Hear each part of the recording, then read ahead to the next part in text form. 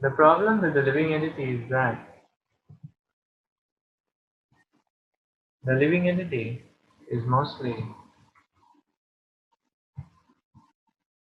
theoretical. Because a living entity, a human being, basically, he gets swayed off by the waves of illusion. And therefore, most of the concepts are theoretical.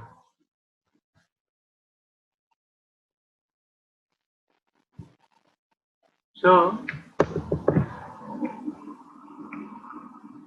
just like sometimes people, say for example, people take a resolve, okay, I will make a lot of money. So now the thought is fine, ambition is fine, one can speak big things, that's fine. But actually, when one moves forward to actually unleash it or realize it, then one sees that there is an oceanic hard work which is required to make things happen, to make the ends meet.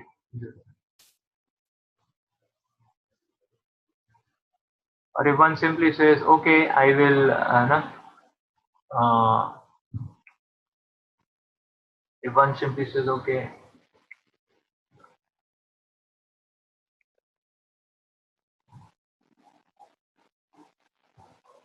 if we say, okay, we'll preach to tribal children, we'll have a college having 1,000 boys. The statement is very wonderful actually. It sounds very exciting. But then, to make it happen actually, oceanic hard work is required, which one is not, so many aspects of which one is not aware of, one may or may not be aware of actually. So in this way, we see that most of our lives actually, we are driven by theoretical concepts actually. So the point is therefore that what, so therefore the point is what? The point is therefore that in life, okay, it is a good thing to take a challenging service for Krishna, because in the pursuit of meeting the challenge, or even if we are, we have to burn ourselves to meet the challenge, because it is directed towards Krishna, it will bring purification and almost.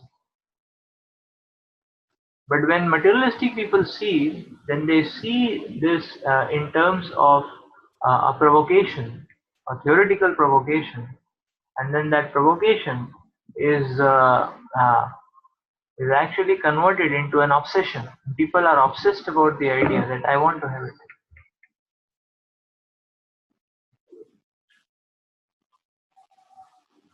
Just like these home loans and all, you can have it. That's what they say. You can have it, car loan and all that. But later you will realize what it means to have it. That's the point actually. So this is how the material world is running. And as a devotee, we should not get unnecessarily excited or provoked. Oh, ambition, oh, money, because concepts may look very, fabulous, but then there is, because if it is material, there is deep misery associated with it. If it is spiritual, at least that tapasya will lead to some higher destination. It will lead to purification, it will lead to advancement, mercy. But when it is material, then it doesn't lead anywhere. And in this way, a devotee goes unnecessarily astray. A devotee unnecessarily increases the complications of his life. So, what we understand is that therefore, in life, one should simply never be unnecessarily excited towards provocations.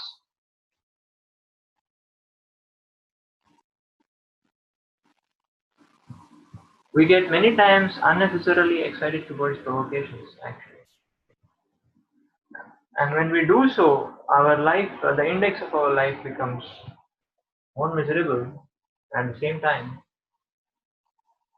the index of our life becomes more miserable. And at the same time, the practice of bhakti becomes slow on the people.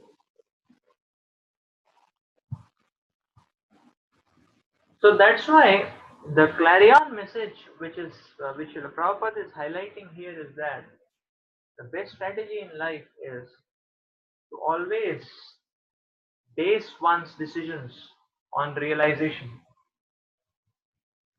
not on provocation.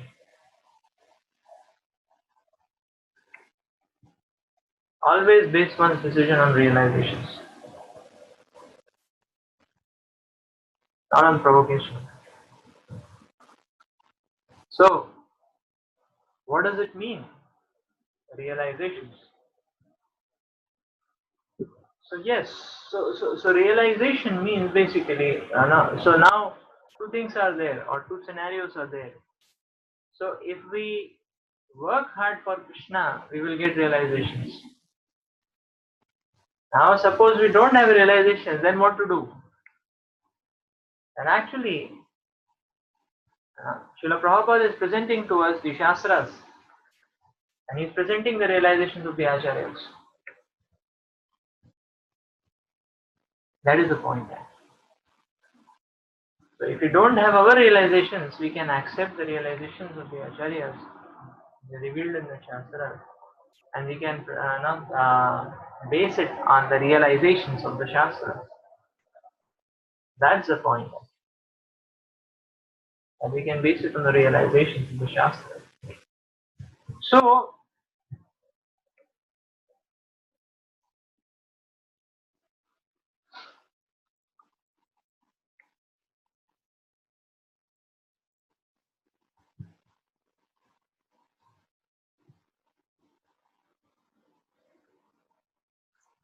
here, therefore, what Arjuna is presenting is realizations. He is not presenting theory, actually. Arjuna is revealing his realizations after hearing from the Lord the revelations of the Lord. Now Arjuna is in a state, he is presenting his realizations. So when Arjuna is glorifying the Lord in these 5 words, these 5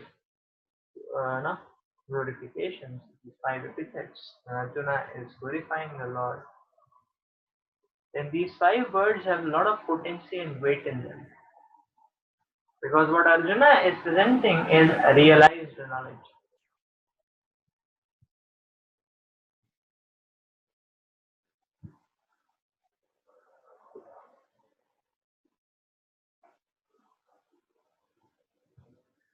So that's why when Srila Prabhupada mentions in the end of the purport that like Arjuna, we should follow in his footsteps.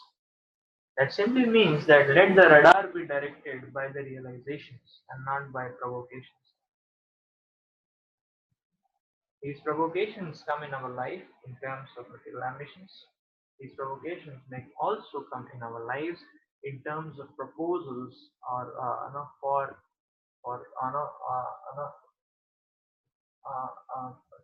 proposals for some apparent looking service which may involve a lot of material energy. So now anything can be dovetailed in service to Krishna, but the question comes is that can we handle it? That's the point. Or how can we handle it? That requires to be learned properly. Otherwise, the material energy aspect may overwhelm a person.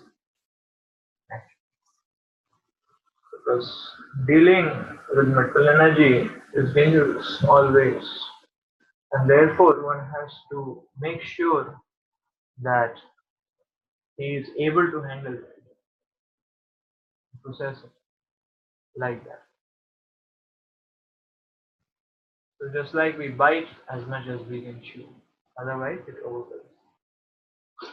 So this is the point actually, and therefore one needs to always look back on the stock of his realizations.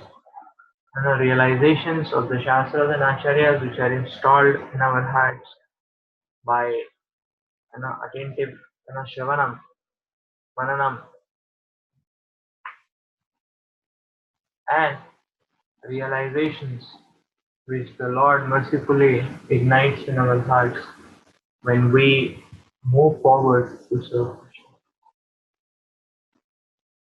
So Arjuna is glorifying the Lord as Purushottama, the Supreme Person. I did Arjuna is surrounded by so many persons at this point of time before the war front actually. And then he is able to understand seeing everything, evaluating all possibilities, and beholding Arjuna just got a darshan of so many Maharathis and all that. And after evaluating everything, Arjuna is able to conclude that yes, Krishna, he is the Supreme Person. Arjuna is able to conclude. And that's why he is saying Purushottama, the Supreme Most Person, Purushottama.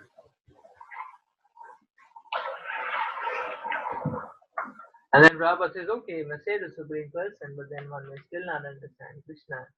Therefore, Arjuna is saying, the Bhuta Bhavana, next glorification. Bhuta Bhavana. He's Purushottama, he's the Supreme Controller, he's the Supreme Person. But then he is Bhuta Bhavana. All the living entities come from Krishna. So here Arjuna has accepted his supreme resting place. Because he has taken shelter of Krishna and he is able to see, yes, there are big enemies on the other side. But then he is able to see that Krishna bigger than all of them. And he has taken shelter of Krishna. So nothing wrong can happen. So that's why Arjuna is able to tell that. No? So in that sense, he is seeing that. And he's seeing the Lord as Purushottama. And then he is seeing the Lord as Bhutabhava. And all the living entities, all powers, all prowess, everything is coming from Krishna. And therefore, if you take shelter of Krishna, what else is required? Bhutabhava. Now, not only everything is all the living entities, Krishna is the father of all the living entities, but he is also he is not only the father. It's not that he's simply given birth and finished. No, he is not only the father. Krishna is also described as Bhutesha. That means he is the Isha, the controller of all the living. So all the living entities are coming from Krishna, and Krishna is the controller of all the living entities. Right?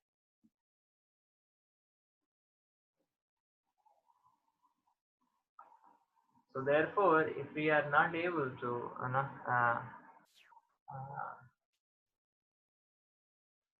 relate with the living entities, better develop and mend your relationship with Krishna because everyone is coming from him, and because Krishna is the controller of everyone, then in turn he will inspire everyone in a different way.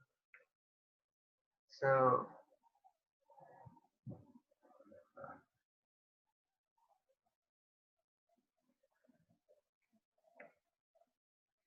in that way, all relationship problems can get sorted out if we intensify our relationship with Krishna. Actually. So he is described as Bhutesha. And then Prabhupada mentions that not only is Bhutesha, next glorification which Arjuna is mentioning is that he is Deva Deva. No need to run here and there actually. Krishna is Deva Deva. He is the Lord of all the lords, all the demigods. And then he describes Krishna is not only that, but Krishna is the master of the universe. He is Gadapati. So this is the realization of Arjuna which he has got now. And there is nothing else which is of any value. That is Krishna's glory. Because he is a supreme person. Who else to take shelter? He and all the living entities are coming from him. He controls all the living entities. Similarly, Deva Deva, he is Saraswati. So these are not just words actually, these are realizations. And thus we understand that let realization be our eyes and not provocation. We should not see from external provocations, but we should see from the realizations of the devotees, of the acharyas, and in our own lives. And the point remains that yes, if we engage in service to the Lord will give more and more realizations. That's why, as a sadhaka, one should work very hard for Krishna. If the harder one works for Krishna, the more one tries, the more Krishna will reveal himself. It depends on the attitude of the individual.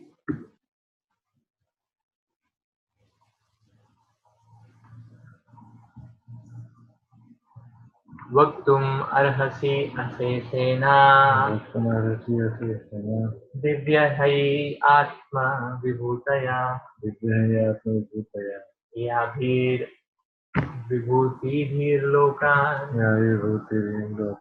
इमां स्वां व्याप्य तिष्ठति.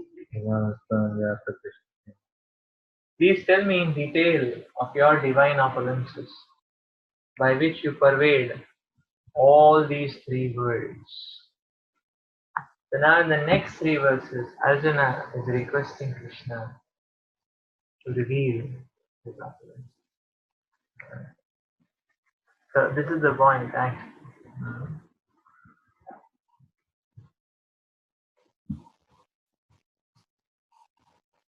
So Arjuna, as soon as he is accepting Krishna and Krishna's shelter, Arjuna has just accepted Krishna's shelter, and I just accepted that Krishna is the supreme resting place. As soon as Arjuna has just accepted this, and then what is happening is that uh, the Lord is revealing, the Lord will be ready to reveal them. So the Lord is going to explain, and then the Lord is going to give us demonstration in the next chapter. So now the Lord will explain, and then in the next chapter we will see the demonstration. Krishna is about to explain his opulence.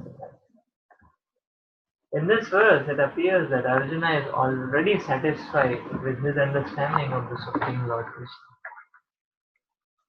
By Krishna's grace, Arjuna has personal experience, intelligence, and knowledge. And whatever else a person may have through all these agencies, and he has understood Krishna to be the Supreme Personality of God. For him, there is no doubt, yet he is asking Krishna to explain his all-pervading nature. People in general and the impersonalists in particular concern themselves mainly with the all-pervading nature of the Supreme. So Arjuna is asking Krishna how he exists in his all-pervading aspect through his different energies. One should know that this is being asked by Arjuna on behalf of the common people. So Arjuna is already satisfied with his understanding of the Supreme Personality. So every situation in life we should always take as a question, as a problem, and try to derive the solution Krishna from that. When we do that, we will be completely satisfied. So Arjuna was given the situation of a world war, of logically overwhelming magnitude, overwhelming enemy party in magnitude and also in strength. And given this problem, Arjuna attempted to solve the problem, a very difficult problem. But now, in his attempts and by Krishna's help, he is able to derive the answer, Krishna.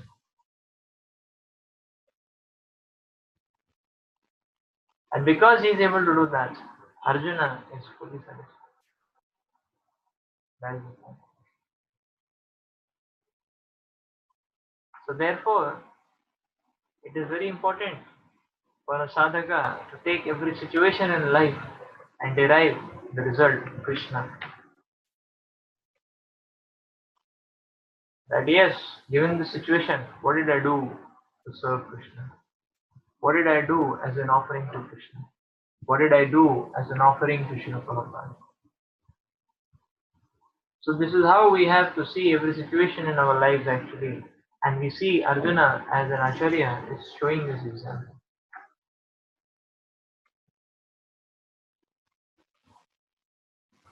If we meditate on Arjuna's life and the scenario, the situation actually, we can see and understand that there is no such emergency which can stop our surrender to Krishna.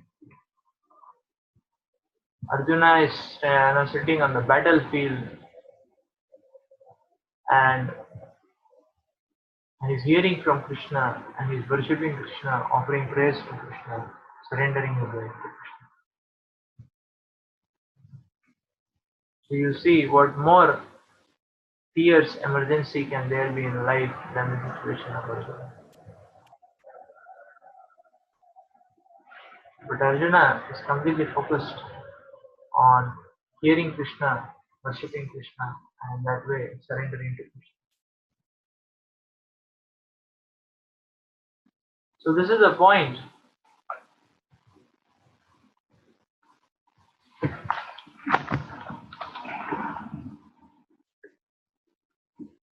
So whatever Arjuna had from all that he has understood Krishna is the Supreme. So he has solved the problem. He is victorious already. And what comes forth in the form of battle is just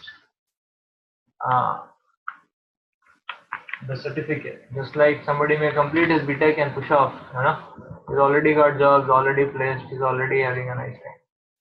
But the degree will come after 3 months. It's done. Everything is finished. It's glorious, it's done. But the manifestation will come after 3 months in the form of a degree. Similarly, we will see the victory in the battle was just a manifestation.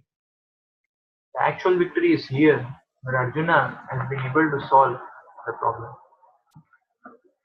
in the right sense. Because he has now surrendered to Krishna. And Arjuna is completely satisfied. But then as Prabhupada says, people like us, Arjuna is asking this question.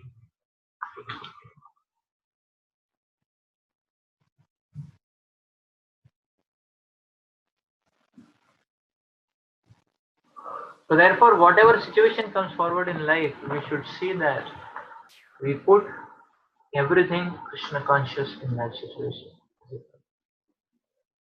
But okay, given this situation, let us put a very strong morning program. Let us put Bhagavatam. Let us put service. Let us put association. Like more service, more association. Like so, in any situation, in any circumstance,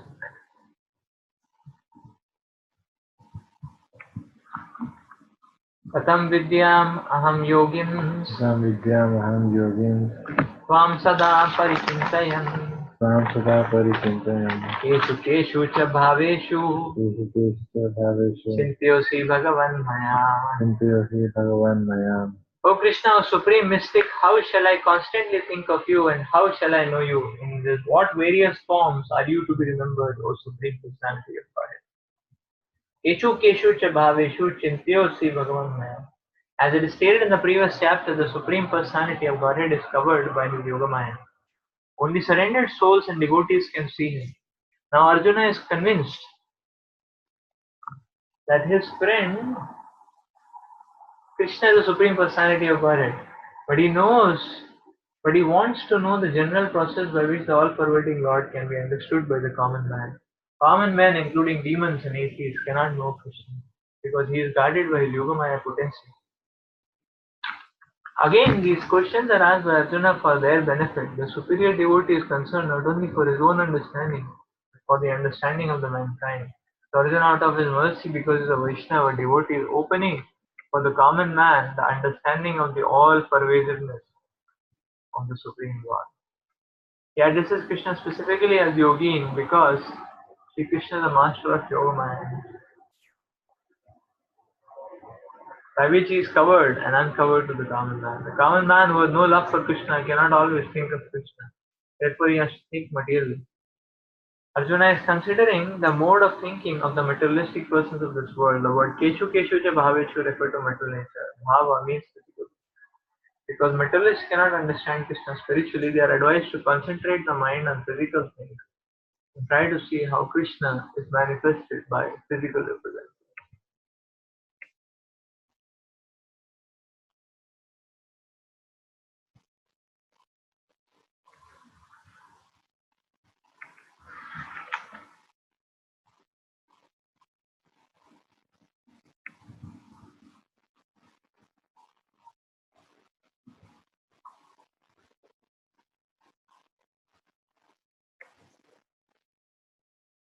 So Krishna is present everywhere. All pervasiveness means that Krishna is present uh, everywhere, but in a personal form.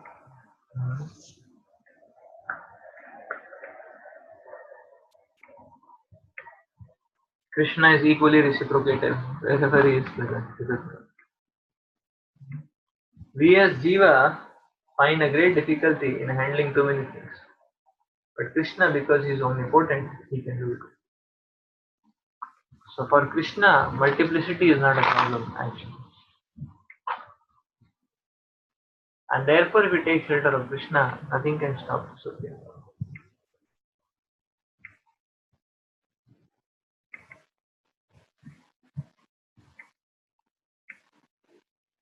Nothing can stop the Supreme Lord. So that's why it is explained.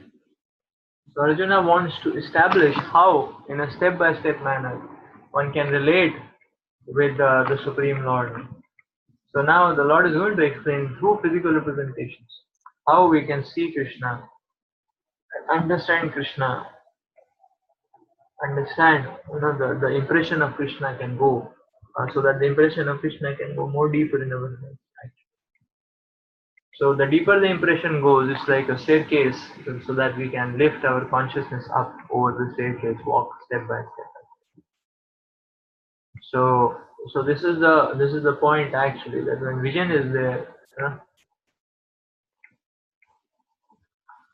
step by step,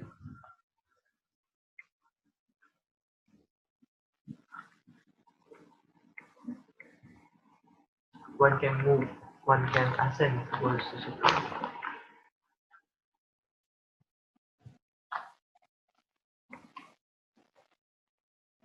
So now here, this all pervasiveness is described by the word yoga.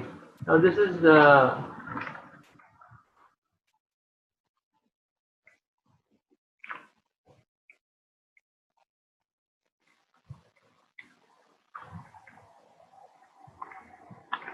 so this word, it comes in the first line actually. The Krishna is described as yogin.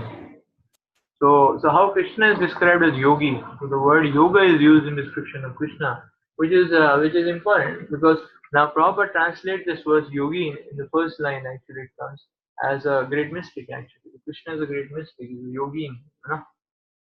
So now when Krishna is described as yogin, the great mystic, so the word yoga also means revelation actually, and that is mysticism. So yoga doesn't just means connection. So connection is both ways. We are connected to Krishna. That is the process of yoga. But Krishna is described as yogin. Why? Because he is connected to everyone else also. So in the form of his revelations and mercy. Therefore, he is described as yogin here. That's the understanding. So the next verse also, Arjuna is speaking the same request, re-emphasizing the same request. विस्तरेणात्मनो योगम् विभूतिं च जनार्दनः भूया कथाय तृप्तिर्हि शृण्वतो नास्ति मे अमृतम्. O Janardana, again, please describe in detail the mystic power of your opulences. I am never satisfied hearing about you. For the more I hear, the more I want to taste the nectar of your words. So this is the hallmark of a devotee, that he is never satisfied. He is doing aswadana of the nectar of Krishna's mercy through Shravanam. And through Shravanam, he is getting access to the spiritual world. His presence is getting established in the spiritual world. And therefore a devotee is never tired. The same feeling Parikshit Maharaj also has expressed. That yes, I am never tired hearing of the glories of the Supreme Personality of Godhead. I am not hungry, I am not thirsty, but I want to hear the glories of the Supreme Lord. The same feeling Chanakadi Rishi are also speaking when they say Swadhu Swadhu Pade Pade. We just want to hear more and more and more.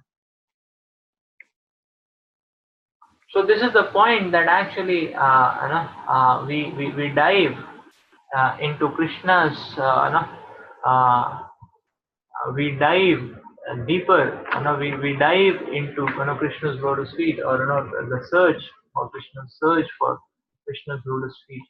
Actually, and Krishna goes on revealing more and more. So Bhagavad Gita is the greatest revelation of the Supreme Lord, because Krishna himself reveals to this Bhagavad Gita actually. So just like if you read,